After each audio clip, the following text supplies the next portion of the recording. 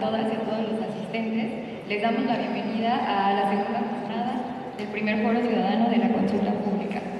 El día de hoy, los temas que se han tratado en todas las mesas tienen que ver con ciudad y ordenamiento territorial, y esta es la tercera mesa, que es movilidad. Le doy la bienvenida a los asistentes, a Antonio Suárez Bonilla, a Karina Arbizu y a Rodrigo Díaz. Voy a comenzar presentándolos y les comento que tenemos una dinámica de presentación de 15 minutos por cada uno de los ponentes para después dejar el micrófono abierto para los asistentes por si tienen comentarios o dudas. Comienzo con Rodrigo. Él es subsecretario de Planeación Política y Regulación de la Secretaría de Movilidad de la Ciudad de México. Es arquitecto por la Universidad Católica de Chile con estudios en planificación urbana en el MIT, experiencia en el sector público y privado. En Chile fue director del Departamento de Infraestructura del Área Metropolitana, del Ministerio de Vivienda y Urbanismo, y en México ha trabajado en el Infonavit en temas de vivienda sustentable. Él promueve el uso de la bicicleta a la par de alternativas no contaminantes para favorecer la movilidad en la Ciudad de México. Muchas gracias, Rodrigo. Y ahora comenzaré a presentar a Karina Arbizu Machado. Ella estudió arquitectura en el Instituto Tecnológico y de Estudios Superiores de Monterrey. Cuenta con una maestría en diseño de ciudad y ciencias sociales por la London School of Economics and Political Science, y su experiencia profesional incluye la coordinación, asesoramiento, diseño de políticas públicas, proyectos de desarrollo urbano para niveles de gobierno federal y local, y al igual que la elaboración de manuales, guías, cursos para personas ciudadanas, activistas y funcionarios en temas relacionados con movilidad, diseño participativo, desarrollo urbano, orientados a lograr ciudades justas e incluyentes. Y finalmente, Antonio Suárez Bonilla, profesor de la Facultad de Arquitectura de la Universidad Nacional Autónoma de México. Tiene estudios en maestría en desarrollo sostenible por la UNAM, es especialista en infraestructura verde urbana, movilidad no motorizada, infraestructura ciclista, diseño urbano, senderos de usos múltiples y paisaje en ecosistemas de montañas, turismo, naturaleza en núcleos agrarios periféricos a ciudades, y ha realizado investigación en materia de infraestructura verde y corredores ecológicos en la Ciudad de México. Bueno, damos la bienvenida a ellos y comenzamos con sus presentaciones. Gracias a todos por estar aquí. Hola, muy buenas tardes. Unos problemas que tenemos últimamente es que uno da por hecho que vamos a tener siempre un PowerPoint. Entonces yo tengo un PowerPoint maravilloso, pero no tengo dónde presentarlo. Entonces lo voy a tener que contar en colores, en fin, con mi mano para presentarles los gráficos que traía para explicar un poco el problema de la movilidad en la Ciudad de México y hacia dónde vamos. Primero que nada, a la hora de hacer un plan general de desarrollo, un programa de desarrollo de ordenamiento territorial, tenemos que saber a dónde estamos. Si vemos las tendencias de manera muy resumida, podemos decir que, primero que nada, tenemos una expansión urbana fragmentada, de baja densidad, particularmente en las periferias del Estado de México. Expansión que finalmente termina pegando en la Ciudad de México, que sigue siendo una ciudad bastante compacta, bastante conectada, pero que es parte de una metrópolis que al momento de ir avanzando hacia las periferias pierde su conexión. Segundo, y es un tema bien importante, es una ciudad que dentro de todo ha mantenido un reparto modal más o menos estable a lo largo del tiempo.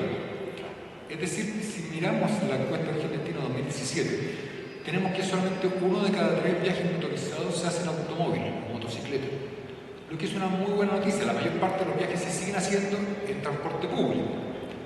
La mala es que es un transporte público bastante fragmentado, obsoleto en muchos sentidos, poco eficiente, que padece un gran rezago.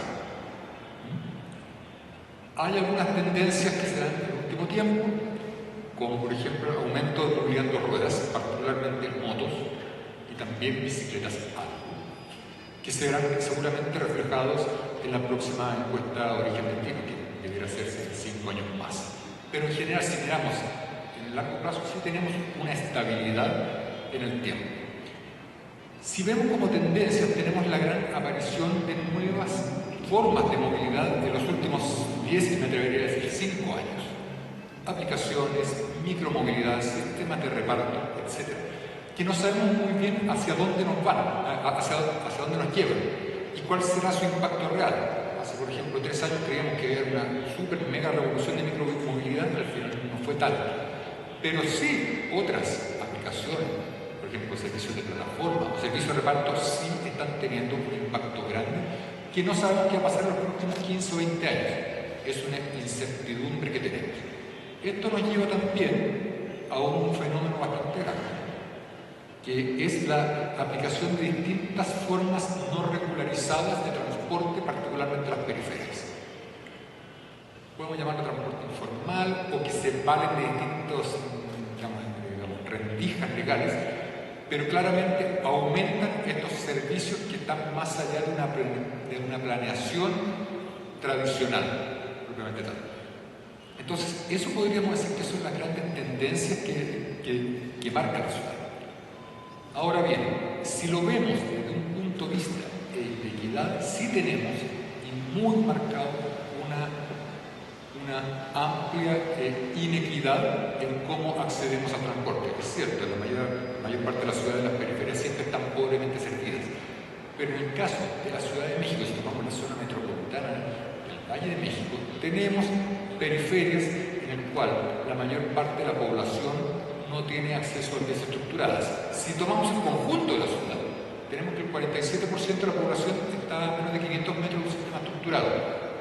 ¿Qué llamamos sistema estructurado? Un metro, un BRT, un metrobús, un trolebús, etc. Pero claro, en la medida que vamos aumentando, yéndonos hacia la periferia, esto va disminuyendo claramente y la calidad de los servicios se va empobreciendo. Esto nos da como resultado que en promedio, por ejemplo, un viaje en la Ciudad de México dura 47 minutos, pero si nos vamos a la periferia, el tiempo se duplica. ¿Esto en qué se traduce? En viajes cada vez más lentos, la velocidad va disminuyendo y en más tiempo que estamos destinando a viajar. En la ciudad, insisto, con una manera muy inequitativa de resolver las cosas. Si bien es cierto, hay una mejora en las tecnologías, el sector transporte también sigue siendo responsable de 3/4 partes de las emisiones de gases de efecto invernadero y sigue siendo también un importante colaborador en emisiones de material particulado, PM2.5 y PM10. ¿Por qué? Porque en gran medida tenemos una flota muy vieja y estándares bajos para automotrices. Hemos avanzado claramente, particularmente en el sistema de transporte público, estamos introduciendo cada vez más tecnologías Euro 5, Euro 6 y también vehículos eléctricos. Alrededor de, digamos, un tercio de los viajes en la Ciudad de México se hacen en modos eléctricos, lo que es una buena noticia. Pero todavía tenemos un rezago grande, solamente para tenerlo en cuenta, en la edad promedio de los vehículos del transporte concesionado de 18 años. Y tenemos muchas unidades, alrededor de 5.000, que tienen alrededor de 30 años. Entonces sí tenemos un rezago muy grande en temas de movilidad. En ese sentido, acá voy a tanto el programa general, perdón, el plan general de desarrollo como el programa general de ordenamiento territorial. Desde el punto de vista de movilidad, primero que nada, ante un marco de incertidumbre, porque insisto, el sector de movilidad ha cambiado demasiado en los últimos años, se plantea más bien de una manera abierta en que continúan políticas que hoy ya estamos aplicando. Nuestro programa actual de movilidad de la ciudad se estructura en torno a 3 ejes: integrar, mejorar y proteger. En el caso de estos 2 instrumentos de planeación se incorpora también un cuarto elemento, que es la movilidad baja en emisiones. Entonces acá tenemos 4 grandes ejes estructurantes de todo lo que será la política de movilidad en los próximos 15, 20 años. Y me detendré brevemente, y acá me permito leer qué es lo que dicen como visión ambos instrumentos. En el caso del Plan General de Desarrollo dice movilidad integrada, incluyente y segura. Dice, la Ciudad de México reducirá las desigualdades y garantizará el derecho a la ciudad al acelerar la transformación de su sistema de movilidad y medio de transporte para construir una movilidad integrada, incluyente, segura y limpia.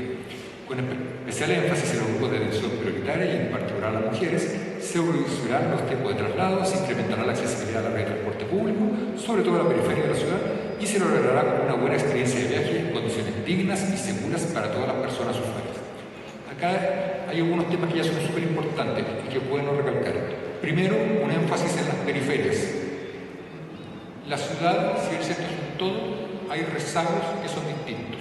Y claramente, si queremos tener una visión de equidad, que es lo que inspira todo este documento, tenemos que enfocar claramente nuestros esfuerzos sobre todo en las periferias, que son las más rezagadas.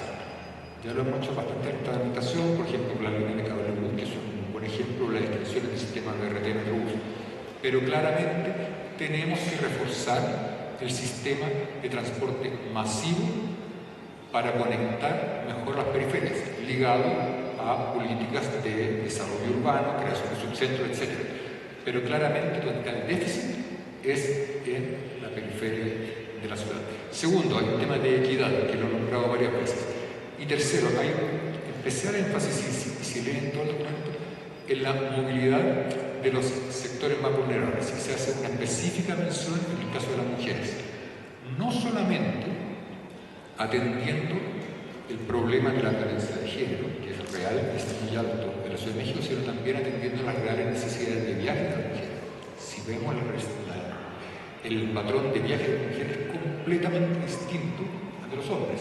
Son más viajes, más cortos, cercanos, generalmente al lugar de residencia. ¿Por qué? Porque hay muchos viajes destinados a movilidad de cuidado de niños, adultos mayores y viajes que podríamos decir domésticos.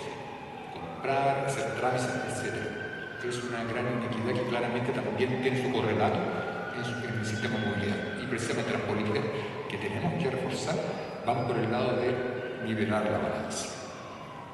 El Programa General de Ordenamiento Territorial señala en su objetivo territorial 4.5, alineado con esto, la visión será consolidar un sistema de movilidad que garantice la accesibilidad de la población, particularmente los sectores más vulnerables, en condiciones de viaje dignas y seguras, ampliando y mejorando la productividad de redes de transporte colectivo y no motorizado, así como la gestión inteligente de infraestructura para todos los modos de transporte. Hay un concepto que a mí en lo personal me gusta mucho, que se repite en ambos documentos, que es la dignidad del viaje. Creo que acá no solamente debe primar un interés exclusivamente democrático de bajar tiempo de recorrido o reducir emisiones, que por supuesto son objetivos tremendamente importantes, pero sobre todo acá hay un tema fundamental que es dignificar el viaje, mejorar la experiencia. Es algo que hemos tratado de trabajar en la actual administración, renovando la flota, pero no solamente renovando la flota, mejorando las conexiones, dándole prioridad a la red de transporte masivo y en general también preocupándonos del tema de accesibilidad y seguridad. Entonces, acá hay un tema que es súper importante. Si queremos mantener un buen reparto modal que tenemos ahora, es fundamental mantener un alto estándar del transporte público, que tiene que dejar de ser el pariente pobre de todo el sistema. Voy cerrando. Si tuviéramos que alinear y tomar ambos instrumentos, el Plan General de Desarrollo y el Programa General de Ordenamiento Territorial, podemos decir que la movilidad se divide en 4 líneas programáticas claramente establecidas. Una es movilidad integrada, otra es movilidad incluyente, movilidad segura y movilidad limpia, baja en carbono. Cuando hablamos de movilidad integrada, hablamos de entender todo el ecosistema de la movilidad como un todo, en que hay una integración física, operacional, de modo de pago y de imagen de todos los componentes del sistema, pero también están relacionados con una estructura física que le da prioridad a la circulación de los modos sustentables. Y acá y me voy a detener un segundo en esto, porque nosotros desde el sector movilidad siempre planteamos que la movilidad no puede ser vista exclusivamente como un viaje, sino que es el viaje y sus circunstancias. está relacionado con uso de suelo, con espacio público. Veíamos cómo podemos estructurar a largo plazo una estrategia que también dé flexibilidad a las próximas administraciones. Y lo que vemos como un gran potencial es precisamente rescatar parte del patrimonio de la ciudad. ¿Qué es el patrimonio vial de la ciudad? Podemos decir que son los ejes viales. Ahora, los ejes viales son vistos como lugares no muy amistosos, horribles, hostiles, digamos, con espacio público degradado, en fin. Pero ahí está el gran potencial que nosotros vemos para dar una estructura a toda una ciudad y transformarlos de corredores a avenidas, de ejes viales a una gran avenida para la gente. ¿Qué implica una avenida para la gente? Rescatarlo con arborización, rescatarlo como la calle, como el gran espacio público que conecta toda la ciudad, donde tiene primacía la circulación de transporte sustentable, corredores exclusivos, pero también de bicicletas y espacio para la caminata, donde tenemos espacio para creación de mayor densidad y tener barrios con un nivel, digamos, razonable de autonomía propiamente tal, conformados por estos bordes dados por ejes viales. Si enfocamos ahí nuestro trabajo, creemos que también podemos contribuir a la equidad. ¿Por qué Iztapalapa no puede tener el eje 5, el eje 6 y el eje 8 con condiciones similares que Chapultepec con Reforma, que son las calles que nosotros nos gustan? El espacio está, el tamaño está, el perfil está. Lo que no está son los árboles, lo que no está en la banqueta, lo que no está son los corredores. Eso podemos hacer, lo podemos hacer una visión a 20 años. Y eso nos puede ayudar a estructurar toda la ciudad. Si va a ser con un BRT, con un trolebús, con un tranvía, se verá. Lo importante es el concepto.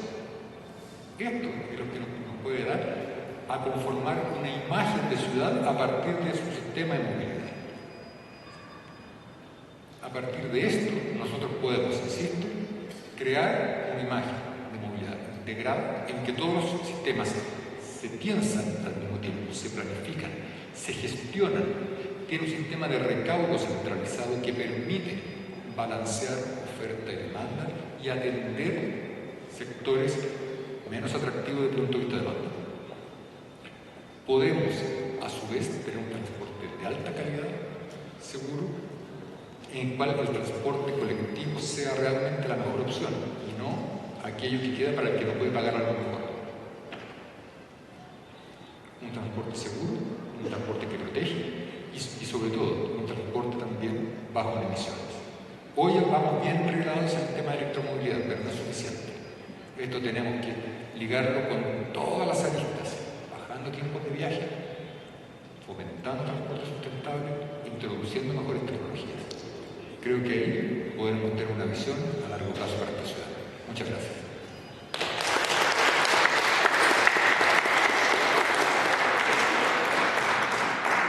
Muchas gracias, Rodrigo. Creo que también otra cosa importante que mencionas sobre los dos instrumentos es justo que también podamos incluir la movilidad como un derecho. O sea, porque en esta ciudad es importante también garantizar que la movilidad sea de una forma libre también, segura y sobre todo equitativa para todas y todos.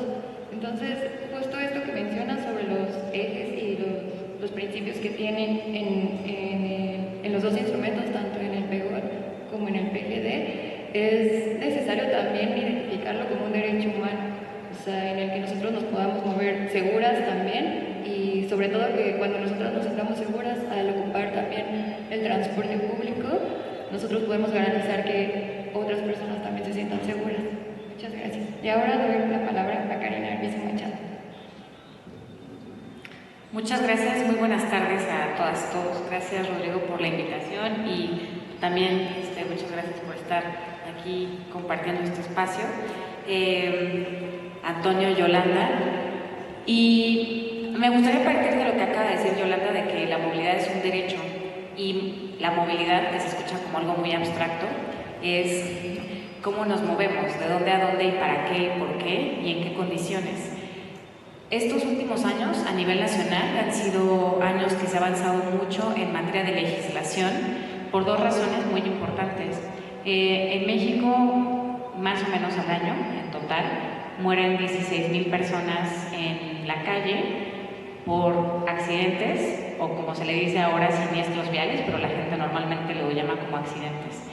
Y esto ha provocado que muchas de las familias de las víctimas se organizaran alrededor de organizaciones de la sociedad civil e impulsaran la Ley General de Movilidad y de Seguridad Vial. Hoy ya existe una ley general, que eso quiere decir que todos los estados del país tienen que cumplirla, en donde la movilidad ya es un derecho, pero lo más importante también es que se logró que dentro del artículo 4 de la Constitución mexicana el derecho a la movilidad estuviera ahí ya como un derecho humano, un derecho que todas las personas tenemos que ejercer en términos de seguridad, de sustentabilidad, de equidad, de justicia, y eso ayuda a que después en lugares como la Ciudad de México, en donde vivimos más de 9 millones de personas y si sumamos la zona metropolitana más de 20, nos podamos también anclar de todos estos instrumentos y se puedan pues bajar recursos. A veces lo que está escrito en una constitución, en la ley, en un párrafo, en el mediano plazo tiene implicaciones en lo que vivimos en la calle. Entonces, eso es lo primero. Y el derecho a la movilidad es el primer derecho que nos hace acceder a lo demás.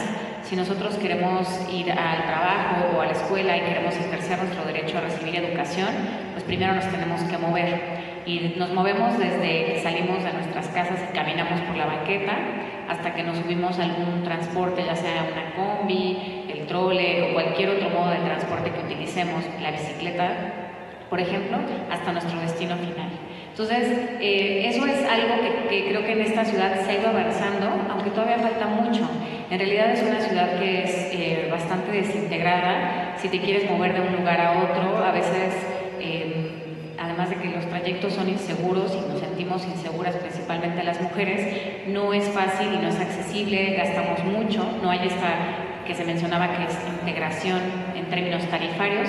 Esto quiere decir que, por ejemplo, con la tarjeta del metro, que hoy ya se puede usar para el metro, el metrobús, el trole, también se pudiera pagar la combi, el pecero, ¿no? Que todo estuviera integrado y que además hubiera una tarifa de que si tú vienes de un lugar más periférico, te cobraran por kilómetros todo integrado, ¿no? Y eso yo creo que es una de las cosas que como personas que estamos trabajando en estos temas nos gustaría ver. Un término de equidad es un término de poder hacer que las personas que menos tienen, que lamentablemente son las que viven más lejos, paguen menos por moverse, que hoy es lo contrario. Y también en muchas ocasiones las políticas que se han implementado favorecen que la gente se mueva en transporte privado, o sea, en su vehículo, en su carro, porque muchos de los subsidios están vinculados también a la gasolina. Entonces, a veces si haces cuentas y dices, híjole, vivimos no en la Ciudad de México, en el Estado de México, en Tecámac, somos 4 personas en la familia y tenemos que tomar 4 transportes distintos y pagar todo diferente, entonces nos sale más caro, mejor compramos un cochecito, nos salimos muy temprano para evitar el tráfico y nuestra calidad de vida se ve en un detrimento tremendo. Entonces, una de las cosas que está presente en ambos instrumentos, pero que creo que todavía habría que fortalecer más con políticas muy claras, para mí es el tema metropolitano. Y el tema metropolitano quiere decir que hayan políticas integradas entre lo que es la Ciudad de México y el Estado de México, principalmente, pues donde también tenemos por ahí Hidalgo. Y yo veo algunas oportunidades muy interesantes en esto, por ejemplo, con el nuevo aeropuerto Felipe Ángeles, que esa conectividad que se pudiera dar con un tren. O sea, hoy ya existe el tren suburbano, que lamentablemente no está utilizado en toda su capacidad, pero pudiera, a través de este enroque hacia Lechería y hacia el aeropuerto, nuevo aeropuerto, facilitar que mucha de esa gente que vive en el Estado de México, pero que viene a trabajar todos los días aquí en la Ciudad de México, se pueda mover de una manera mucho más segura, fácil, eficiente, y que también lo que hoy ya existe se pueda reforzar. Cuando hablamos de movilidad integrada, y a lo mejor aquí no es tanto en Ciudad de México, pero al final todo es un ecosistema y se tiene que ver de esa manera, de una forma sistémica, es justamente cómo mejoramos los accesos a las principales estaciones de estos sistemas masivos de transporte.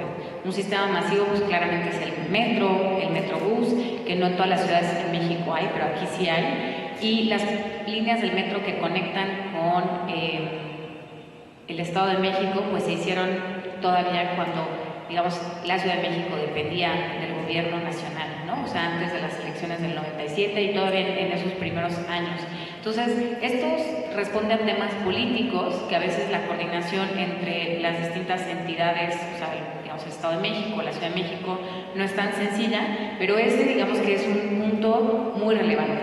Para mí, uno de los principales desafíos es el transporte desde una visión metropolitana, la movilidad desde una visión metropolitana, por un lado, y por el otro, lograr, a partir de mejorar esto, la integración de las tarifas, para que las personas que menos tienen sean justamente las personas que menos paguen. Pero si nos vamos a la raíz del problema, porque aquí estaríamos atendiendo las causas, la raíz del problema tiene que ver de dónde a dónde se está moviendo la gente y por qué se está moviendo de ese lugar a ese otro lugar, ¿no? Porque si a lo mejor yo crecí en la colonia Guerrero, cuando ya pude aplicar mi crédito para obtener una vivienda, no me alcanzó en ninguna delegación de la Ciudad de México, o si sí en una muy periférica, y terminé comprando mi casa en algún municipio del Estado de México. Entonces, la política de vivienda tiene que ir muy de la mano con la política de ordenamiento territorial en términos de, uno, vivienda, y dos, los usos de suelo. Algo que está a lo largo, por ejemplo, de todo el Plan General de Desarrollo del diagnóstico es que habla de que la vivienda en la Ciudad de México se ha encarecido mucho, y si bien se sigue produciendo vivienda, la vivienda que se produce en ciertas zonas de la ciudad que paradójicamente son las que están mejor conectadas. Por ahí vienen unos planos, unos mapas muy interesantes en donde son como unos mapas de calor, donde entre más modos de transporte y de movilidad existan, están como más rojitos, y donde menos, más azules. Y tienen unos polígonos de color morado, unas figuras en donde dicen dónde hay mayor concentración de vivienda. Y nosotros podemos ver justo en el oriente de la ciudad, en Iztapalapa, tal vez Iztacalco, que hay una alta concentración de vivienda, pero una muy baja oferta de servicios de transporte. Y si bien se ha mejorado, la línea 2 del cablebús me parece que es un gran acierto y es algo que ha ayudado a reducir los tiempos de viaje, todavía estamos con una deuda histórica muy importante para toda la población. Todavía es más alarmante entender que al final todo esto es un ecosistema y que las alcaldías tendrían que estar siempre alineadas a este programa, porque si en una alcaldía deciden que ya no se van a dar más permisos para construir viviendas, van a suceder varias cosas. Uno, que la gente de todas maneras va a construir a lo mejor en cierto grado de informalidad, y dos, que donde sí se permite todavía va a subir más el valor y se va a encarecer más.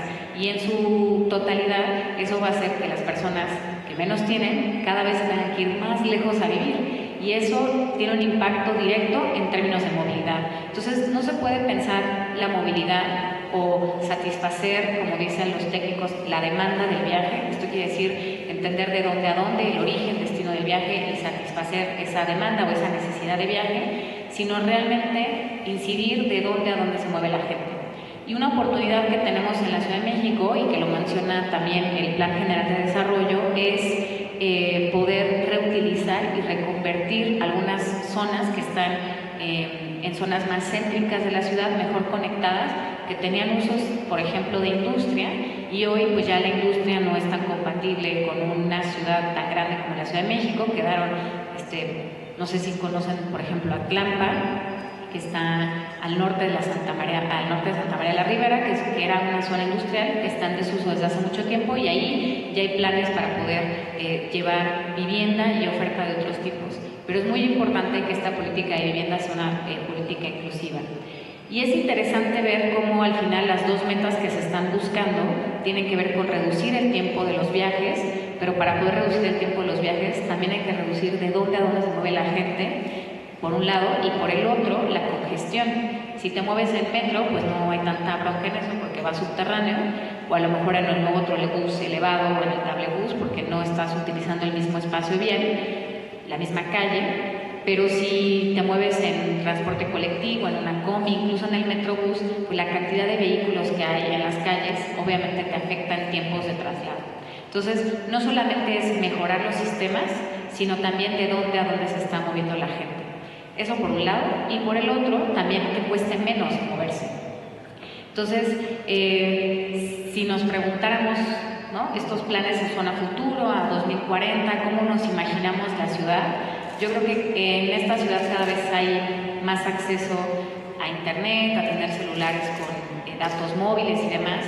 Entonces, utilizar la tecnología en beneficio de todas las personas, pero desde una mirada de la inclusión, que las personas que menos tienen, las personas de la tercera edad también puedan acceder a eso.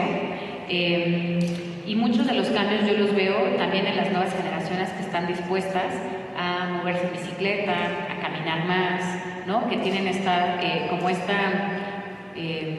responsabilidad o esta conciencia hacia, digamos, algo que es muy eminente, que es la emergencia climática y el cambio climático.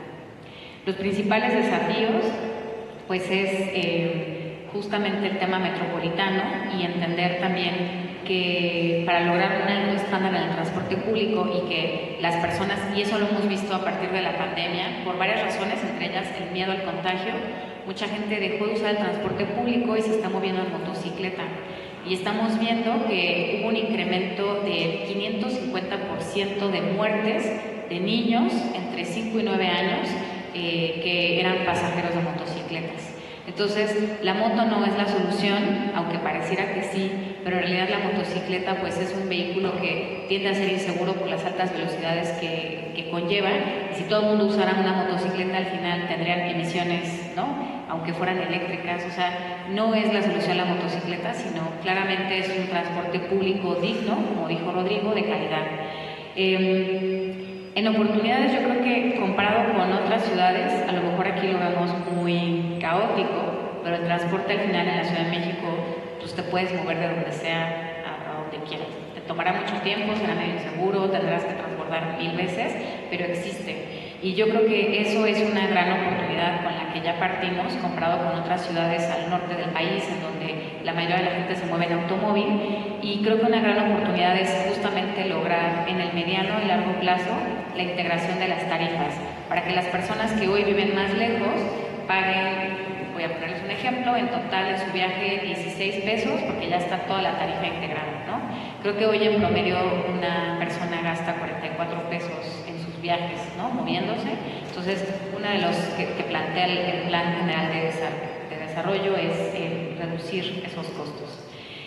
Y por último, creo que uno de los enfoques que me parece muy acertado, pero hay que tener políticas correctas, es el tema de la perspectiva de género.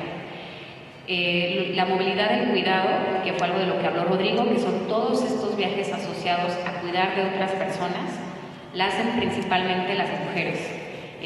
Más del 50%, digamos, del motivo de viaje, cuando se les preguntó a las mujeres en el 2017 en la encuesta Origen-Destino que se hizo en la zona metropolitana, era las mujeres hacíamos viajes para acompañar a un niño, a una niña a la escuela, a un adulto mayor al médico, a ir por las compras. Y paradójicamente, si no se hacen estas encuestas muy específicas, las que recoge el INEGI de motivo de viaje es únicamente a la escuela o al trabajo. Entonces, toda la movilidad que hacemos las mujeres queda invisibilizada y se necesitan también políticas específicas por varias razones. Cuando hablamos de un tema de inequidad, las mujeres normalmente, técnicamente se llaman viajes poligonales. Eso quiere decir que no nos movemos, digamos, de un lugar a otro y que regresamos al mismo lugar, como a lo mejor alguien que solo va a trabajar, que se levanta en la mañana, va al trabajo y regresa. Eso se le llama un viaje pendular.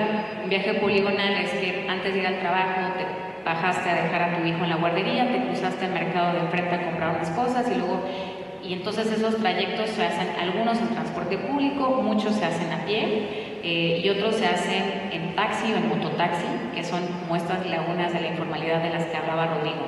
Entonces, entender la manera en la que nos movemos de forma diferenciada las mujeres hace también que entendamos que los horarios en los que nos movemos a veces es cuando no es hora pico y entonces no hay tanta, digamos, no pasa con tanta frecuencia el transporte. Eso quiere decir que tenemos que invertir más tiempo para podernos mover de un lugar a otro, porque mucho del tiempo es solamente esperar que pase la ruta.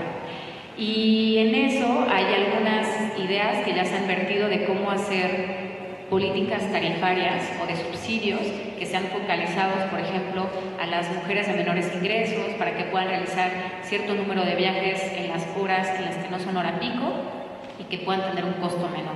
Entonces, creo que digamos, estamos hablando de un grupo muy especial que son las mujeres, pero también cuando vemos a personas adultas mayores o personas que tienen alguna discapacidad, que se tienen que mover, por ejemplo, con alguna silla de ruedas o algún otro aparato para apoyarles en su movilidad, pues se ven súper reducidas. Y hay algunos modos de transporte que podrían ayudar, sobre todo en los viajes cortos. Por ejemplo, pienso en los mototaxis, pero eso se tendría que regular de alguna manera para que también esos viajes sean seguros para todas las personas que los utilizan.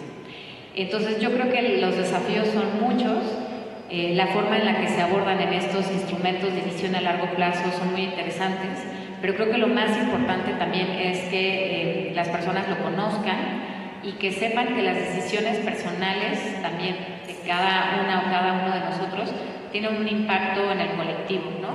Si un día yo decido, en lugar de, tengo mucha prisa y en lugar de tomar el metro, tomo el taxi, pues posiblemente tomar un taxi hace que haya más tráfico, ¿no? Por ejemplo. Entonces, a veces es difícil, a veces también pasa que no podemos ejercer nuestros derechos porque no tenemos opciones, pero sí creo que hay como una corresponsabilidad también de exigirle a las autoridades un transporte que sea digno, ¿no? Creo que la palabra dignidad es algo que debería de hacerse costumbre.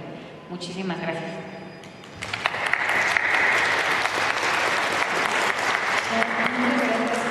Pienso también en esto que mencionaste al inicio, que tiene que ver también un poco con la organización, sobre también cómo a lo mejor la organización y la lucha de demandas hace también que muchas cosas puedan suceder aquí en la ciudad.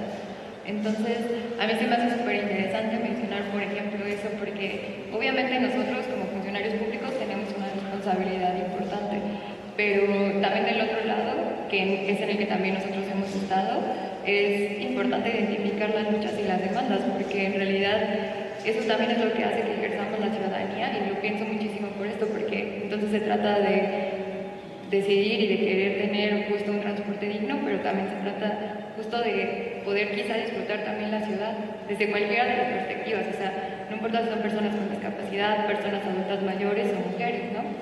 Entonces, pienso mucho en esto que dices y creo también que en eso también debería de apostar estos dos instrumentos, que es mucho reforzar justo la organización ciudadana y cómo también a partir de estos dos instrumentos se puede facilitar que muchas cosas y muchas demandas sucedan. Entonces, muchas gracias.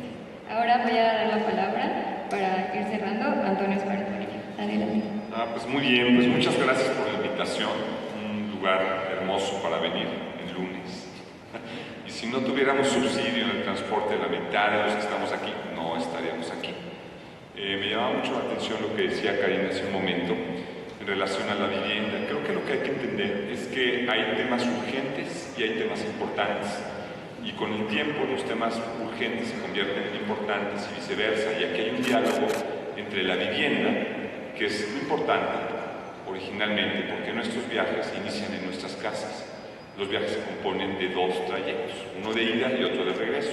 Si todo sale bien, regresamos a nuestra casa, como esperamos que suceda. También tiene que ver con la accidentalidad, pero a lo que voy es hablar de la energía. México es un país productor de energía. Muchas de esas no son energías renovables, pero aún así somos también un país importador de energías. Es decir, del 100% de toda la energía que este país utiliza, el 47% se dedica exclusivamente al transporte y el 90% de esa energía son automotores, es decir, automóviles, principalmente autos particulares. México tiene una condición montañosa y hay 52 millones de vehículos. Entonces, se requieren muchos vehículos particulares para llegar a lugares alejados, ¿no? No es extraño que la mayor parte de los vehículos de negocio sean pick-ups, pero en las ciudades eso no es justificable. En realidad, el parque vehicular que nosotros tenemos en las ciudades es devorador de energía y a su vez demanda calles que también demandan energía. Entonces hay un problema espacial y hay un problema, una falta de diálogo entre las dos políticas de vivienda y finalmente de movilidad.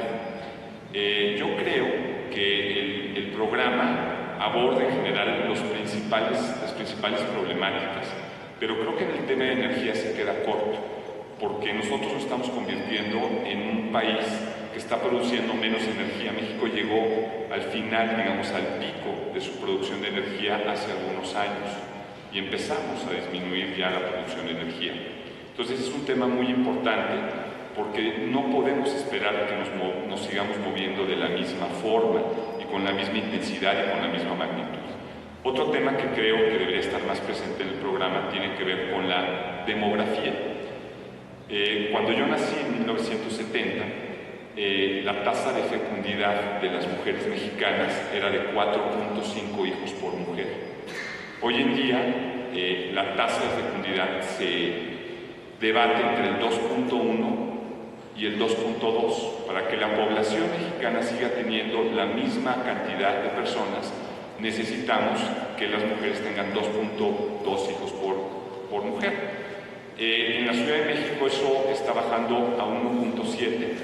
Cualquier mujer universitaria tiene una tasa de fecundidad de 0.7 hijos por mujer. Cualquier mujer en México que estudie una maestría tiene una tasa de fecundidad de 0.4 hijos por mujer, y cualquier mujer que estudie un doctorado tiene una tasa de fecundidad de 0.3 hijos por mujer.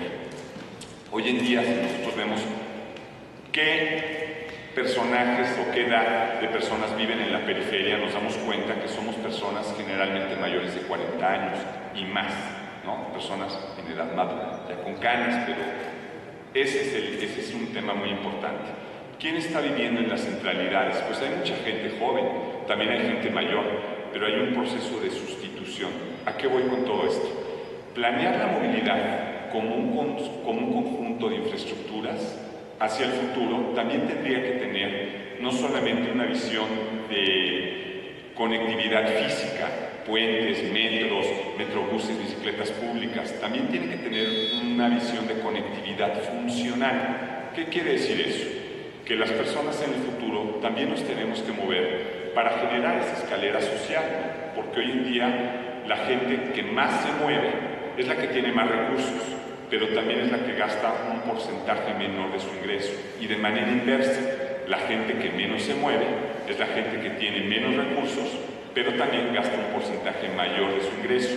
Entonces, en ese sentido, la movilidad y el generar estructuras no necesariamente genera equidad, porque podemos sí generar 3 cablebuses para que la gente baje de las barrancas y para que los servicios domésticos lleguen más rápido a las zonas centrales. Pero eso no genera una movilidad funcional. Necesitamos generar una movilidad que esté asociada a esta escalera social. Viajar, la gente viajar, porque los recursos están concentrados en algunas partes de las ciudades. Otro tema muy importante, más allá de la energía y de esta complicación socioambiental, tiene que ver con las oportunidades. En la zona metropolitana del Valle de México, también acorde a lo que decía Karina, de la última encuesta, Origen Destino 2017, prácticamente el 30% de los viajes son viajes solamente peatonales. Entonces ahí hay una oportunidad, ¿no? Empezar a generar más viajes peatonales, pero para eso se requiere un tipo de infraestructura muy particular que tiene que ver con las aceras, pero no solamente con las aceras, tiene que ver con los cruces seguros, pero también tiene que ver con una de las ventajas comparativas que tiene esta ciudad, y que es el clima. En el norte de México es difícil caminar por la insolación en ciertas horas, igual en el sur. Es una ciudad que tiene un clima privilegiado. Entonces, el tema del paisaje también creo que debería de tomarse más en cuenta, sobre todo en el Programa General de Ordenamiento Territorial, que son los COMOS, porque uno probablemente en 15 o en 20 años vamos a caminar también con otras necesidades, ¿no? La población mexicana está envejeciendo, llegó a su clímax. Entonces, en 20 años vamos a tener más gente mayor que lo que necesita es esta conectividad funcional, que no solamente trata de llegar de un punto A a un punto B, sino trata de ir a puntos de encuentro social, de generar algún tipo de vida pública para gente que va a ser mayor y también para gente joven. La mayor parte de los que estamos aquí, me imagino que quisiera decir que fuimos a la escuela pública caminando, porque antes así se utilizaba. Hoy en día, esos servicios que son parte importante de la infraestructura han empezado a tener un declive, es decir, hay mucho menos niños en las escuelas públicas no solamente porque a lo mejor ha subido el nivel de ingreso de la población en la Ciudad de México, sino porque también hay un asunto, un cambio demográfico que tenemos que prever y que ya se está dando. Ese 1.7 hijos de fertilidad que tienen las mujeres mexicanas va a tener impactos muy grandes. Desde el punto de vista de los derechos, bueno, sí, la movilidad es un derecho, pero también si yo ocupo espacio en un carro grande, pues estoy afectando tu derecho. Entonces eso se tiene que discutir, se tiene que ver desde una perspectiva mucho más amplia. Tenemos tal vez que pensar en algunos subsidios diferenciados. Otro tema importante es que si nosotros vemos cómo el costo del suelo urbano en las partes centrales ha ido subiendo en las principales colonias, también podemos ver cómo la zona periférica de la ciudad, particularmente las montañas, la zona del Ajusco, se ha ido llenando. Entonces, así como sube el costo del suelo urbano, pues el suelo rural se empieza a llenar. Entonces tenemos realmente una migración de personas con menos recursos a zonas menos favorecidas, que no vayamos a pensar que eso se va a arreglar con cablebuses, porque esa no es necesariamente la solución a corto plazo. O sea, hay que priorizar entre lo urgente y lo importante. Si lo importante es la vivienda, lo que necesitamos realmente es detener el proceso especulativo del suelo.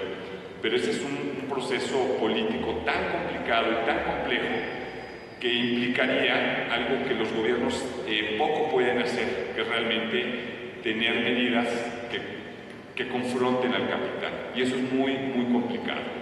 Hay medidas de la vivienda que se están haciendo, pero son todavía medidas muy aisladas o muy focalizadas. Pero el derecho a la vivienda está inclusive por arriba del derecho a la movilidad.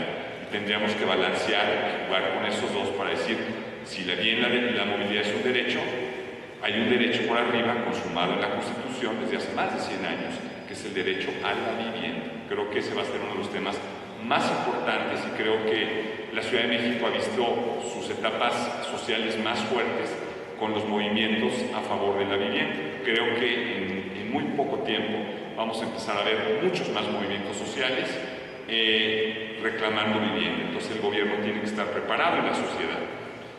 Rescato del plan o algunos otros temas que tienen que ver con que sí está pensando en la movilidad rural. Se menciona, ahora hay que ver cómo vamos a generar ese cambio demográfico y cómo vamos a hacer que la vivienda sea asequible. Creo que también carece de algunas cosas como los temas de civismo. La movilidad requiere de una gran cantidad de civismo. Ese civismo se ha perdido en la Ciudad de México. Tuvimos una época muy controversial con las fotomultas en el gobierno anterior. Muchos nos quejamos de las fotomultas, pero también lo que ha pasado es que hoy en día, tal vez Rodrigo nos lo puede explicar más, no sé si realmente se multen más a la gente o se multa menos, pero hay la percepción de que ya no se multa, ¿no? Entonces también ese es un problema muy grave. Creo que se tiene que hablar mucho más de civismo. En el plan, particularmente en el programa de ordenamiento territorial, se habla de 3 temas que a mí me gustaron. Pues ese es el de movilidad y suelo de conservación, un tema de innovación y de invertir más en movilidad no motorizada. Esperamos que esos 600 kilómetros de ciclovía se logren pronto, porque la ciudad sí tiene un potencial brutal para que nos movamos en bicicleta, por lo menos en las zonas centrales. Y me gustó mucho el tema de rediseñar las secciones de calles, cómo vamos a balancear actualmente las calles. Creo que en ese tema deberíamos empezar a pensar desde una visión multifuncional de la infraestructura, porque las calles no solamente son para llegar del punto A al punto B, son para que tengamos puntos de encuentro social, son para que se deje de fragmentar el territorio. Imagínense nada más, yo nací en 1970 y en 1969 se estaba demoliendo la última parte del acueducto de Chapultepec, precisamente para construir la línea 1 del metro, que hoy en día está en reconstrucción. Entonces, esa visión de cambiar las cosas por otras, que eran visiones de la modernidad, ahora van a tener que convivir. Nadie hoy en día pensaría en quitar un monumento histórico o algo que tenga que ver con el agua o algo que tenga que ver con la sombra. En ese sentido, es muy interesante que esté pensando en la reconversión de las calles porque normalmente nosotros desde las estrategias de planeación solamente solemos pensar en qué le falta a la ciudad. Por eso celebro esta mesa con arquitectos. Los arquitectos son especialistas en pensar qué le hace falta en la ciudad y ser buenos gestores. Pero hoy en día, en el siglo XXI, nosotros tenemos que empezar a pensar y a reflexionar y a debatir sobre qué le sobra a la ciudad. Y creo que hay un consenso común de que a la ciudad le sobran autos, a la ciudad le sobran calles y muchas otras cosas, ¿no? Entonces, ese debate sobre cómo vamos a reconvertir las infraestructuras existentes en infraestructuras multifuncionales que tengan que ver con la movilidad, que tengan que ver con la biodiversidad, que tengan que ver con el espacio público, que tengan que ver con el manejo del agua, creo que debería ser un debate ciudadano. Es decir, ¿a usted le gustaría tener un árbol con sombra? ¿A usted le gustaría que su vecino dejara de cortar el arbolito para hacer el patito y que mejor hubiera una sombra que brindara servicios ecosistémicos? Nos hace falta ese tipo de debates, ¿no? Porque la ciudad tiene un clima extraordinario, tiene una cultura de la conservación que se ha ido perdiendo y un civismo que hemos ido dejando atrás. Creo que el tema de la energía va a ser uno de los grandes temas a discutirse finalmente, y el tema pues cultural, y en ese sentido pues creo que me gustaría, como ya soy el último participante, abrir el debate. Muchas gracias.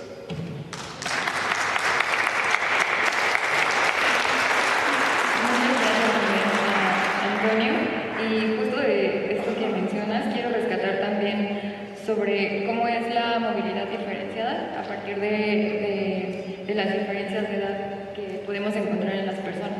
Creo que justo también parte de los dos instrumentos y sobre todo el énfasis en el PEJOT es identificar también que en cuanto vamos teniendo cambios de edades en la población, las necesidades también son diferenciadas. Y también pensar justo en el desarrollo y obviamente en la creación de movilidad debe también de garantizar la accesibilidad para todas las edades. Y justo como estos dos instrumentos tienen tendencias prospectivas, es importante también poner atención en eso. Hago mucho hincapié también justo en las demandas y las necesidades de los grupos vulnerables, porque creo que en serio es fundamental reconocer que los problemas urbanos y metropolitanos, como mencionó Karina, deben también de satisfacer justo eso, la forma de satisfacción de todos los grupos vulnerables, porque es justo en ese momento en donde se rompen las brechas y podemos todos estar integrados y ser contemplados en la ciudad. Entonces vamos a pasar ahora a la fase de preguntas. Les recuerdo a las personas asistentes que podemos hacer unas preguntas de 2 a 3 minutos y van dirigidas, bueno, mencionar para quiénes van dirigidas en el panel, no olviden mencionar su nombre y también en qué colonia residen. Y también quiero comentarles, justo para que nos dé tiempo de escuchar a todas y a todos y al mayor número de personas, que a la entrada del museo se les entregó una hojita que es una cédula que ustedes están teniendo, en donde pueden también ustedes escribir algunos comentarios o sugerencias que tengan para cualquiera de los dos instrumentos. Entonces, también de esa manera podemos incentivar que se puedan después explayar un poco más en los comentarios. Pero entonces abro el tiempo para preguntas del público y les vamos a compartir el micrófono, ¿cierto? Damos las manos levantadas y vamos compartiendo. Nos podemos acercar acá a este micrófono justo que tenemos y quieren que con la mano levantada vamos haciendo comentarios. Sí, adelante.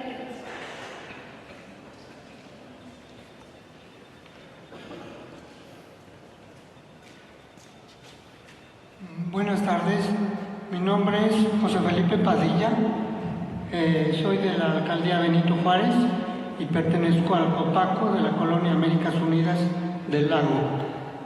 Yo veo una problemática con respecto al arbolado que tenemos, y es en toda la ciudad.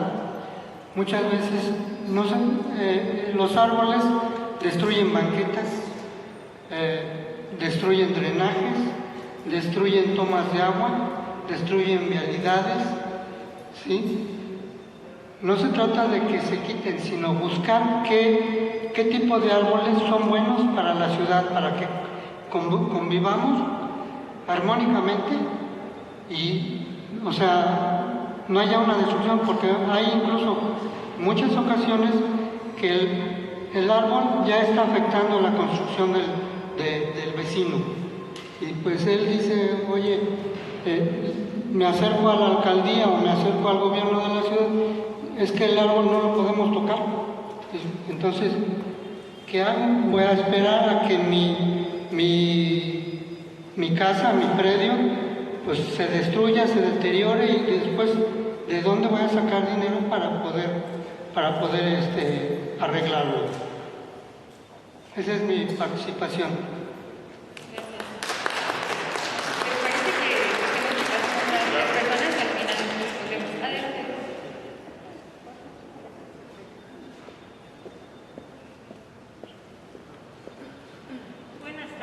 Mi nombre es Cristina Muñoz, soy copaco de la colonia Santa María Tomatlán en Iztapalapa.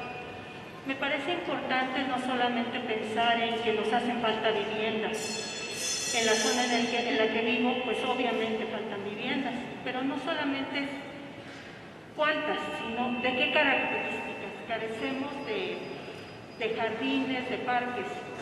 Entonces, estas viviendas deben de tener en cuenta esas características.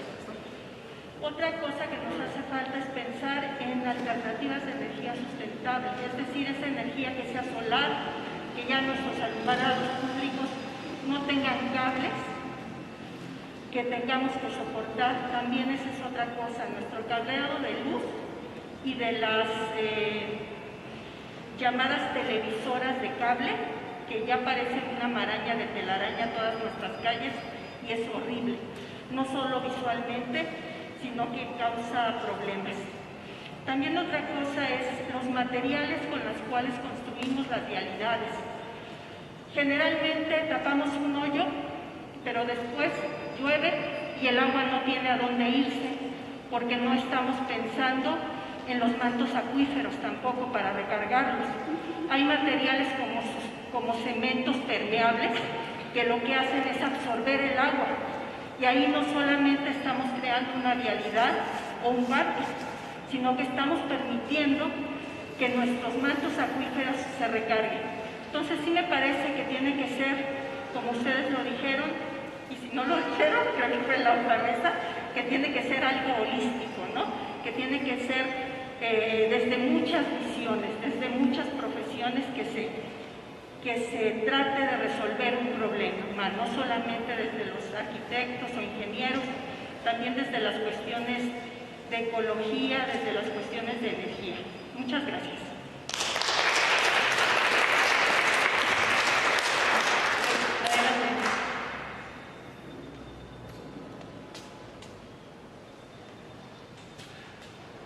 Buenas tardes, mi nombre es María Reinalda Ramírez.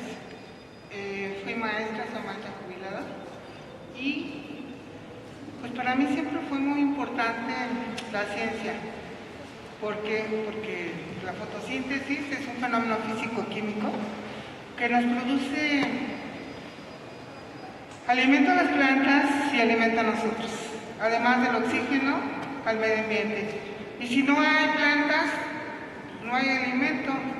Y si no hay alimento, pues no hay buena nutrición. Entonces, pues la verdad sí es muy importante lo que el licenciado dice, ¿verdad?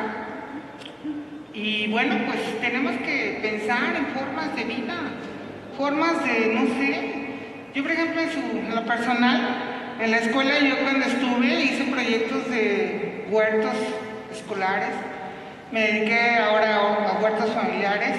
Y en su casa de ustedes tienen una huerta y diario corto jitomates, corto granadas, corto manzanas, porque bueno, hay que dedicarle un poquito, aunque sean macetas, ¿no? Aunque sean macetas. Vi el otro día un huerto en un barandal, en una cosa así, y yo, oiga, qué formidable, ¿no? Pero es creatividad, es pensamiento y esa es vida, ¿no? Es vida darle a nuestro medio ambiente, a nuestra vida, a nuestra vista. Y eso es algo muy importante. En la actualidad estoy leyendo este libro que se llama Perdiendo el Edén. Dice, ¿por qué necesitamos estar en contacto con la naturaleza? La autora es Lucy Jones. Y la verdad es algo formidable. En este libro me está enseñando que a raíz de estudios científicos, científicos, de médicos, de neurólogos, de psicólogos, de pediatras, estamos perdiendo lo mejor. ¿Por qué? Porque el hecho de vivir en un departamento chiquito, cuadrado, donde no te puedes ni mover, nada más comes, ves televisión, los videojuegos, o sea, eso te da un sedentarismo. Y esto no, necesitamos partes, pues, de bosque, de tierra, de jardines, ¿sí? Donde los niños puedan jugar, puedan aprender a, no sé, a generar su propio alimento, ¿sí? Y bueno, esto es parte de nuestra naturaleza que se ha perdido tanto en el planeta y que debemos de recuperar. ¿Por qué? Pues porque es nuestra vida. Sin árboles, sin plantas, no vamos a vivir mucho tiempo. Además de que otro punto importante es el reciclaje. El reciclaje ha surgido a raíz de que son materiales, son recursos no renovables que no van a regresar a la naturaleza y que tenemos que nosotros reciclar, porque aprender y hacerlo. Ya hay una ley, pero no la estamos llevando a cabo. Yo sí, en lo personal, y uso 4 R's: reforestar diariamente, reciclar, reusar y reutilizar. Todo lo que tengo por ahí lo pinto y lo reuso, o le doy otra utilidad, ¿sí? Y lo que no, pues ya lo saco, ¿no? Pero sí, tenemos que aprender a reforestar, reusar, reutilizar, ¿sí? Y reutilizar. Entonces, pues eso tenemos que aprender en la vida y enseñárselo a nuestras nuevas generaciones para que ellos tengan pues la oportunidad de ver mariposas, insectos, gusanos. Ahora ya con todo esto que ya no hay ambiente, pues ya no hay ni pájaros ni nada.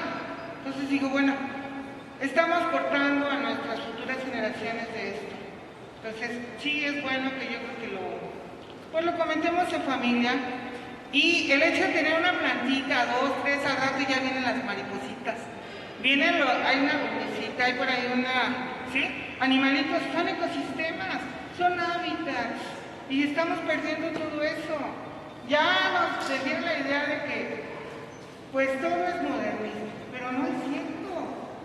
Nuestro país tiene raíces, y raíces muy importantes, porque nuestros aztecas, ¿verdad?, era la ciudad más floreciente, con sus islotes, cómo estaban la calabaza, el chile, el frijol, el maíz, y vinieron los aztecas y qué envidia, ¿no? Que fue la verdad, fue la envidia de ellos, y por eso acabamos con todo lo nuestro.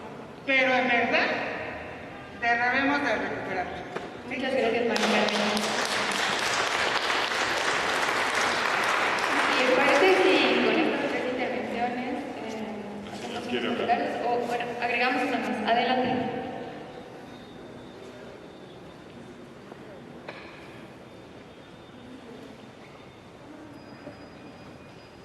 Buenas tardes, mi nombre es Rosalena Vargas, soy integrante del Frente Nacional de Movimientos de Acciones Populares.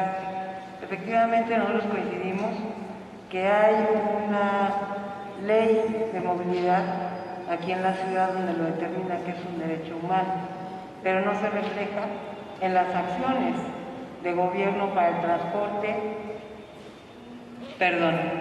no se refleja en las acciones hacia el transporte, porque finalmente, como bien lo han dicho, se concentra todos los programas en la ciudad céntrica y hay una exclusión, una discriminación hacia la población que vive en la periferia.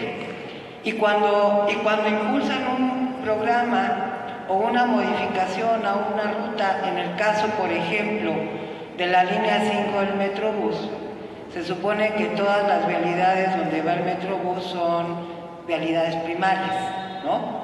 Pero resulta que en la línea 5, a partir de Periférico hacia Xochimilco, no tiene esa connotación de vía primaria, ¿no? Y entonces no tenemos los mismos servicios, las mismas atenciones que tienen de Periférico hacia Tlalpan, o Coyoacán, y acá tenemos una serie de problemas donde no hay una atención. Tenemos permanentemente accidentes, hay un crecimiento efectivamente de tránsito en esta calle y cientos de accidentes. Y no hay ninguna atención. La semaforización le da prioridad a los vehículos y no a las personas, cuando incluso los de la Secretaría de Movilidad planteaban que para ellos era fundamental el de las personas a pie, pero el problema es que para cruzar para la calle o para llegar al Metrobús tienes 5 segundos, ¿no? Y llegas, estás a la mitad y te salen por todos lados carros y demás. Ahí habría que revisar efectivamente cuál es en esta parte de los derechos de los transeúntes, de los peatones. Y ahí yo entiendo que efectivamente hay un derecho a la movilidad, donde haya transporte, etcétera, etcétera, pero se pierde de vista a la gente. Y ahí sí tiene que estar muy claro dentro de los programas que tienen que desarrollarse. Otra cuestión, y yo coincido, y sí me gustaría, me parece que los tres están en un planteamiento, qué tipo de transporte se requiere para la periferia. Cablebús no es un transporte masivo, si bien la gente lo utiliza, pero no toda la gente lo utiliza, ¿no? Debiera utilizarlo, pero no todos lo utilizan, porque no se requiere un transporte, desde nuestro punto de vista, se tiene que impulsar, no el transporte concesionado como es el metro o ahora las empresas que están generándose, sino tiene que ser un transporte público. Coincido en el asunto de que en Iztapalapa está ampliando la línea del trolebús, pero en otras áreas no se está haciendo, en otras delegaciones no está haciendo, y efectivamente hay un rezago de transporte, porque así, si bien se dice que ya todos los micros, todo eso ya es muy viejo el parque vehicular, también necesitamos una política donde permanentemente se esté renovando. El metro, ya yo tenía 10, 12 años cuando ya existía la línea 2 del metro, ¿no? O sea, estamos hablando de que si ya la línea 1 tiene 50 años, la línea 2 no está tan nueva y tiene una serie de problemas. La línea 3, permanentemente hay problemas. Tenemos toda la línea 4 que tiene asentamientos, las vialidades, tiene asentamientos diferenciales, y eso hay que poner atención de cómo los problemas que están generándose, no solamente en la vialidad, sino también cómo están esos asentamientos diferenciales, se está desarrollando arriba en las plataformas del metro. Me gustaría saber efectivamente cuál es el planteamiento que tienen ustedes en términos de qué tipo de transporte tendría que estar empujándose en la periferia para evitar y eliminar la discriminación, exclusión de las poblaciones pobres, porque finalmente todo el transporte es para que lleguen rápido a su trabajo, ¿no?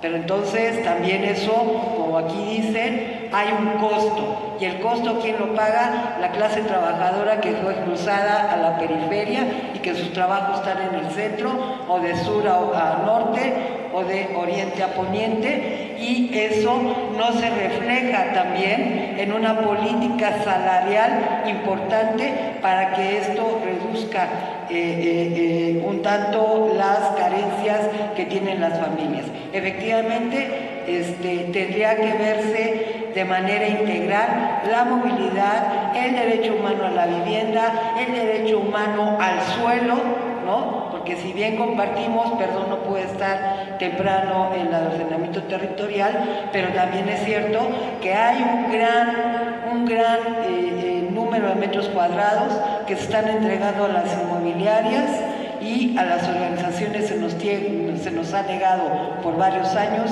el derecho humano al suelo. Tiene que ser efectivamente, pues de una manera más integral, la visión a largo plazo con respecto a estos temas. Muchas gracias. Muchas gracias, Elena.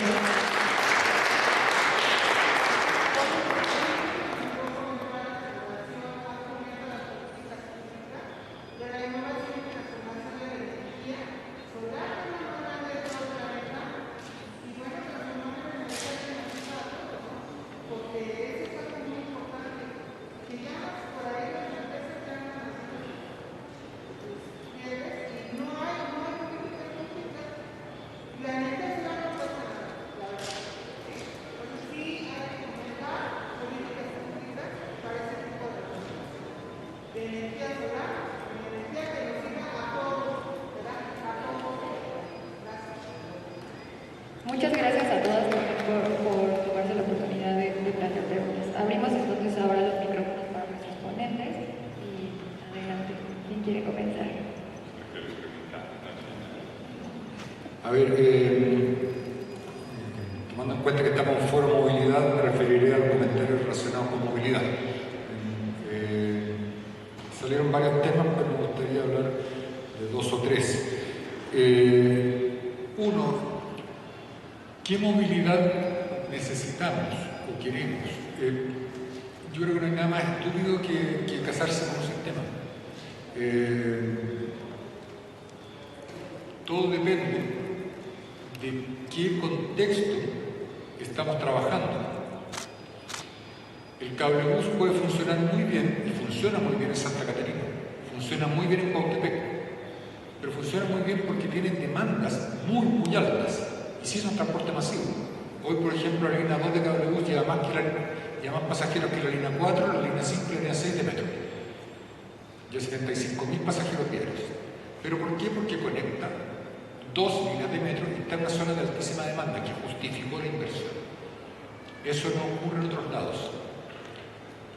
En otras periferias, probablemente tendremos que ir a otro tipo de sistemas adaptados a calles más estrechas, a una vialidad que es discontinua, en que necesitamos quizás unidades más pequeñas, en que la demanda está más fragmentada y tiene menor densidad. Durante mucho tiempo se ha combatido mucho, por ejemplo, entre la movilidad, el tema de las vagonetas. Vamos, las vagonetas no son malas per se. Es un sistema, son vehículos que están, digamos, apropiados para calles estrechas, donde puedo tener una alta frecuencia, dado que son pequeños, en fin, un bajo costo. El problema son las características de las actuales vagonetas. El problema es el modo de operar esas vagonetas, el modelo de negocio que está detrás, que hace que las vagonetas estén en mal estado, que haya competencia por los pasajeros, que haya inseguridad. Pero si planteamos un sistema de vagonetas integrado al resto de la movilidad, que funcione como movilidad de barrio, que me conecta con una estructura mayor, las cosas cambian.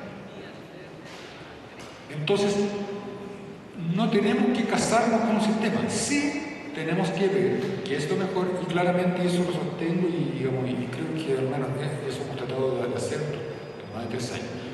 Hay una preocupación constante por las periferias. Lamentablemente, nuestra ciudad no hizo las inversiones en su tiempo que hicieron otras ciudades, como Buenos Aires, como Sao Paulo, que se llenaron de trenes. Están llenos de trenes interurbanos. Buenos Aires tiene más de 800 kilómetros de trenes interurbanos. Nosotros no. Entonces tenemos que superar ese rezago con otras maneras. El problema es que hoy es más difícil y más caro. Entonces, eso nos ha llevado a tener que hacer soluciones imaginativas, en fin, etc. Segundo, no hay nada más sustentable que rescatar lo que ya se tuvo o lo que se tiene. Tenemos que plantearnos también, a ver, las infraestructuras de transporte tienen vida útiles y hay que renovarlas constantemente.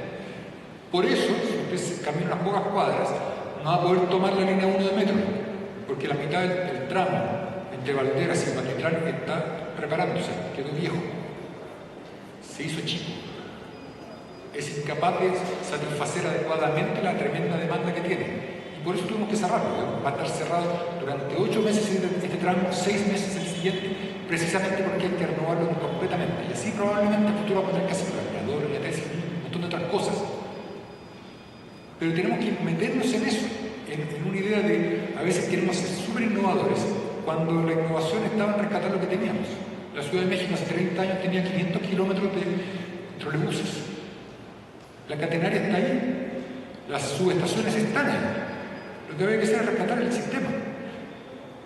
Por eso es que la inversión que hemos hecho es rescatemos los trolebuses. Es más barato que meter buses eléctricos.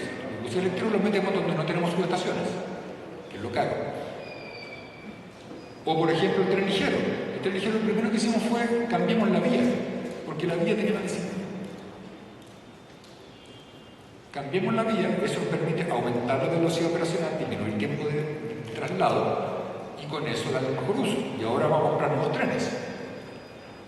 Eso es rescatar lo que se tenía. No, con eso no vamos a satisfacer el rezago, todavía va a quedar. Pero es una manera de ir enfrentando el problema. Y hay un segundo tema que se planteó, y de alguna manera indirecta. Tenemos que tener mucho cuidado cuando hablamos de densidad. Es un término que yo le tengo bastante miedo.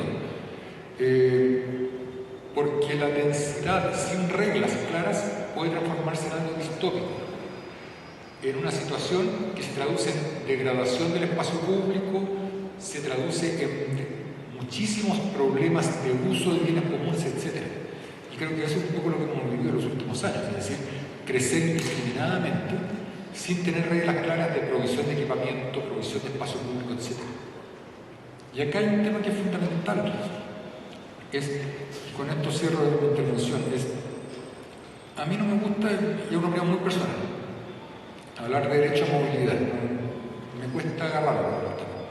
Sí prefiero hablar de accesibilidad, porque la accesibilidad yo la puedo medir claramente a cuántos bienes, servicios, oportunidades podemos acceder como habitantes de esta ciudad. Entonces es cierto, algo que dijo Freud me gusta mucho, es la movilidad no genera equidad, per se, no, la accesibilidad sí. Una cosa es mejorar nuestra línea de transporte masivo, otra es llevar mejor equipamiento a los barrios, otra cosa es llevar hospitales, otra es llevar parques, mejores calles a cada barrio. Insisto, porque esta palabra no puede tener avenidas de la categoría de Chapultepec o Reforma. ¿Por qué no poder tener parques ahí? Estamos avanzando en eso, pero el rezago es muy grande. Entonces, creo que es una mezcla de ambas cosas. Es decir, que podamos resolver la mayor cantidad de nuestros viajes cerca del lugar donde vivimos. Los franceses le llaman la ciudad de 15 minutos. A mí me gusta hablar de una vida de barrio, rescatar la vida de barrio donde la mayor cantidad de nuestras necesidades y oportunidades las encontramos cerca de nuestra casa. Y para los grandes desplazamientos, efectivamente, tener una red de transporte estructurada, masiva, porque dado el tamaño de nuestra ciudad vamos a tener que seguir viajando largas distancias durante un buen tiempo. Entonces tenemos que estar preparados para eso, estamos condenados a eso. ¿Cómo lo hacemos? Creo que esa va a ser la gran pregunta que tendremos que desarrollar en los próximos 20 años. Gracias. Dejo también el micrófono abierto para si podemos hacer algún comentario sobre las otras dos preguntas o si quieren también hablar de esta pregunta que tiene que ver más también con el tema de movilidad de la mesa. A mí me gustaría profundizar en algo que se mencionó en dos intervenciones y interrelacionarlo, y tiene que ver con este rescate de lo que ya existe y esta reconversión y tener algunas reglas claras, básicas, mínimas.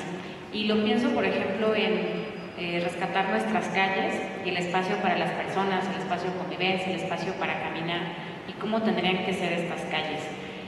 La ciudad no tiene por qué estar peleada con los entornos naturales y cada vez más avanzamos lamentablemente hacia el suelo de conservación y la ciudad se va expandiendo, expandiendo y expandiendo.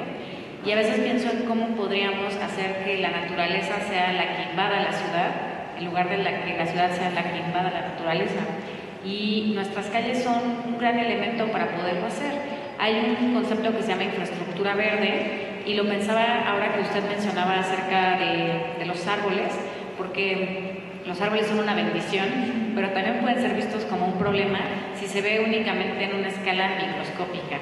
Claro, se convierte en un problema si afuera de mi casa se rompe la banqueta y yo estoy en silla de ruedas y ya no puedo pasar bien, pues porque hay este obstáculo. Entonces, creo que uno de los temas que la ciudad tendría que ir y hacia allá, creo que vamos con todo lo que ha mencionado Rodrigo, que son los planes que se tienen para poder rescatar todos estos ejes viales, modificar el espacio vial, hacer un reparto más justo.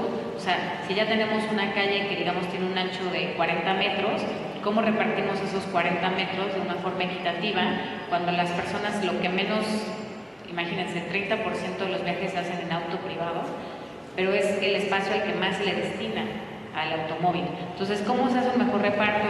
¿Cómo se hacen algunas guías para poder utilizar árboles endémicos, árboles de la región, que generan una muy buena sombra, que permitan la infiltración en las partes donde se pueda? Porque también, digamos, el suelo en la Ciudad de México es muy variable y hay algunas zonas en donde el suelo no es permeable, justamente porque era un lago, entonces tenía esta capacidad lacustre, entonces se convierte más bien como en una tina, ¿no? Entonces, ¿cómo se puede lograr eso? Tener espacios que sean cómodos, con una buena sombra, que la naturaleza invada la ciudad y podamos recuperar esto que mencionaba también usted en el sentido de pues huertos urbanos, ¿no? Ya hay en muchos lugares y pensamos, ¿cómo se relaciona esto con la movilidad?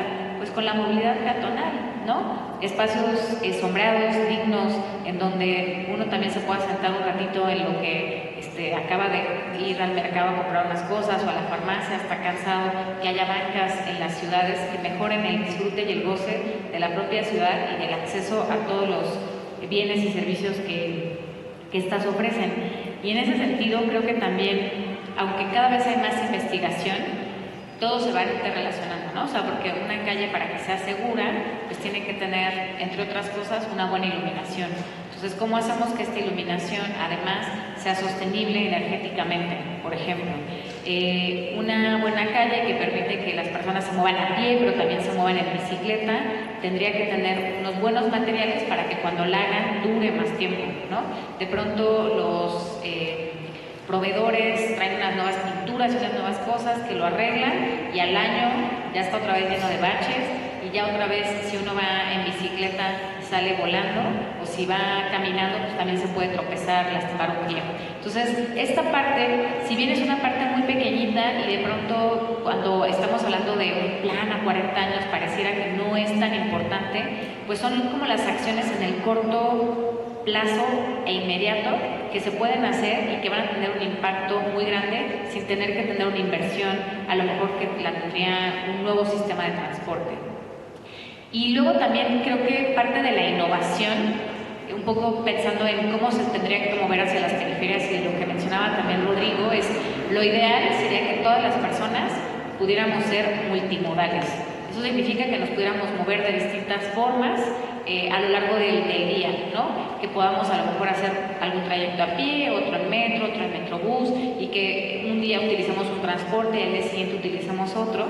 Y en estas movilidades que se hacen dentro de los barrios, una de las cosas que se ha visto que funciona, porque además hay lazos de confianza y es un tema también de comunidad, son por ejemplo los mototaxis.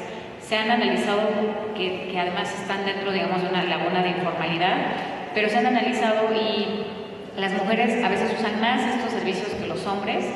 No es que sean baratos, honestamente, o sea, si vemos cuánto cuestan por kilómetro, costaría igual que a lo mejor si toman algún servicio de estas aplicaciones como Uber o Bit o así, el costo por kilómetro, pero te resuelve en una distancia corta. Eso quiere decir que si tú estás haciendo un viaje dentro de tu colonia, de tu barrio, porque a lo mejor quieres que vayan a recoger a tus hijos a la escuela, conoces al conductor o a la conductora, le mandas un mensaje. Entonces, también hay formas de moverse y formas de resolver los viajes que tienen que ver con estas redes de confianza y con esta visión un poco desde lo local. De pronto en la Ciudad de México, como somos tantas personas, estamos pensando siempre en el transporte masivo, pero el taxi, el mototaxi, el bicitaxi, ¿no? Aquí en el centro, pues el bicitaxi, siempre que llueve, pues te hace un paro, ¿no? Claro que te cobran bien caro y también hay un tema ahí de una laguna de regulación, pero digamos como que estos modos de transporte también nos resuelven viajes y hay que verlo como en las distintas escalas. Entonces, reforzando la idea de Rodrigo, es eso, es que podamos, no es que un modo de transporte vaya a resolver absolutamente todo, y es conjuntar todo esto. O sea, no se puede pensar en cómo nos movemos sin entender por qué nos movemos y de dónde a dónde nos movemos, para qué, ¿no? Si en mi barrio puedo satisfacer todas mis necesidades porque pues puedo trabajar, a lo mejor ahora con todo este tema digital, que muchas personas ya están pudiendo trabajar también algunos días desde su casa, cómo eso en un futuro va a impactar las ciudades. Y hoy, lo decía Rodrigo en su presentación, todavía no tenemos muy claro estos avances tecnológicos, esta, digamos, reducción de distancias, qué impactos podría tener. Se veía, por ejemplo, que todas las ciudades se iban a inundar de monopatines y de los famosísimos scooters. Al final tampoco sucedió.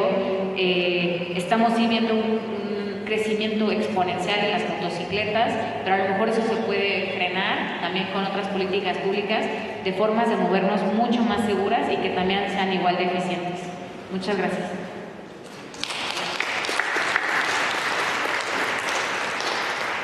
Bueno, voy a dejar también abierto el micrófono para Antonio, por si tiene también algún comentario para ir cerrando la mesa. Gracias. A mí me llamó mucho el tema de la innovación, me llamó mucho la atención porque varios lo mencionaron y viene en el programa y en el plan. Y creo que la innovación, si la fuéramos a resumir, es cómo nos imaginamos todos en este imaginario colectivo, cómo nos vamos a mover en el futuro, cómo pueden ser las calles del futuro, cómo nosotros vamos a vivir nuestros próximos 15 o 20 años, cómo van a cambiar.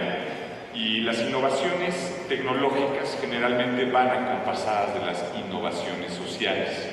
Y esta es una innovación social, esta que estamos nosotros viviendo aquí. Aquí hay varios representantes de los copacos, ¿no? Es algo nuevo totalmente para nosotros, ¿no? En la ciudad, la mayor parte de los vecinos y los habitantes no saben ni qué es, pero es algo muy importante porque son las tomas de decisiones en el nivel local y eso va a tener una gran trascendencia no solamente en la reglamentación de la cual hablaba Karina, sino en los presupuestos de los cuales estaba hablando Rodrigo. Entonces, esas dos innovaciones van de la mano, pero la verdad es que nunca lo hemos hecho. Entonces, estamos también tratando, seguramente será un proceso de prueba y error, pero lo trascendental, por lo menos en cuanto al transporte y a la toma de decisiones vecinales, es que sea mucho más democrático, que realmente sí se logren acortar las distancias, que realmente esos puntos de encuentro social o esos lugares a los cuales actualmente llegamos solamente a través del automóvil o a través de la motorización como tal, podamos llegar seguramente a través de otros modos de transporte. Sí hay diferencias en la ciudad, o sea, sí hay algo notorio. Uno le dice, ¿qué hay de nuevo en la ciudad? Generalmente cuando alguien viene fuera y dice, oye, ¿qué son esas cosas azules, no? Son muy grandotes, los troles están muy cómodos. Lo que pasa es que también somos exigentes como ciudadanos y eso está muy bien. Yo creo que deberíamos empezar a exigir, por lo menos en la escala local, con una mucho mayor severidad, y es un papel de los copacos. Por ejemplo, los paraderos. Yo vivo sobre la carretera federal a Cuernavaca y hay un paradero ahí que yo digo, pero no, ¿cómo puede ser? Si Claudia Sheinbaum lo vio, ella vivía por aquí, ¿no? Dice mi hijo. Si esto cambia, esto ya va a haber cambiado la ciudad, pero no, en realidad no cambia porque nuestra organización y nuestra innovación social a veces va más lenta. Entonces, es un asunto de empujar tanto la innovación social como la innovación colectiva y tecnológica a la vez. Yo veo que hay una gran oportunidad, particularmente porque hay una demanda también de parte de esa cuestión ciudadana que está creciendo, pero también tiene que haber cambios, ¿no? O sea, tienen que haber cambios en los presupuestos, tienen que haber cambios en las legislaciones, y creo que sí están sucediendo. Lo único es que nosotros estamos en una urgencia de movilidad, necesitamos llegar más lejos y más rápido, porque los ingresos están muy sectorizados en la ciudad, los buenos ingresos.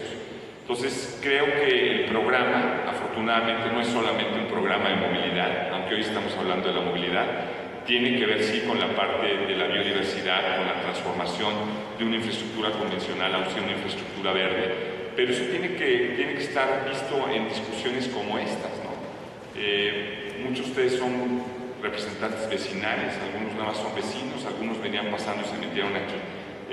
Por favor, lean el documento está extraordinario, creo que es un documento como no se ha hecho en la ciudad, creo que el instituto también es una innovación, pero ahora nos falta el cómo en la implementación. Y en el caso específico de la movilidad hay un reto enorme, y es que todos tenemos necesidades individuales, pero tiene que privar el bien colectivo.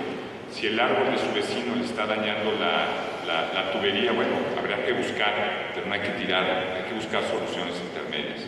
Básicamente es eso. Muchas gracias.